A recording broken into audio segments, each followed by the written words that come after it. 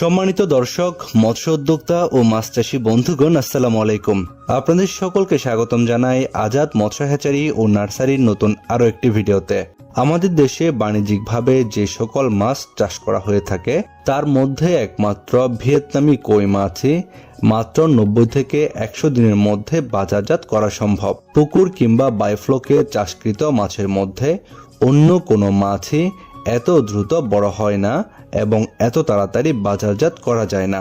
পুকুরের পরিবেশ ঠিক রাখার জন্য কই মাছের সাথে 8 থেকে 10 পিস কার্প জাতীয় মাছের পোনা ছাড়লে পুকুরের পরিবেশ ভালো থাকবে। নির্দিষ্ট ঘনত্বের বেশি পরিমাণ মাছ দিয়ে চাষ করলে মাছের বৃদ্ধি কম হবে এবং ফলনও কম পাওয়া যায়। সে কারণে উচিত হবে নির্দিষ্ট ঘনত্বে এই মাছের চাষ করা। ভিয়েতনামি কই মাছ চাষ করার ক্ষেত্রে এই মাছের পোনাগুলোকে খাবার দেওয়ার ক্ষেত্রে দেহের ওজনের 4 থেকে 5% হারে দিনে 2 বেলা খাবার দিতে হবে।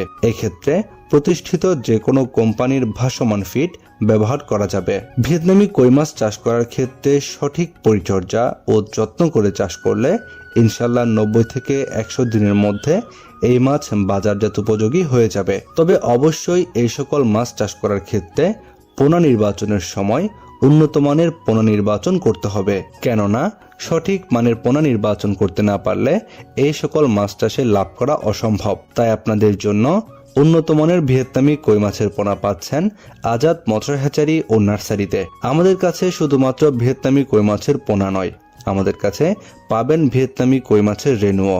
আমাদের হ্যাচারিতে উন্নত মানের ব্রুড থেকে এই সকল মাছের পোনাগুলো উৎপাদন করা হয়ে থাকে।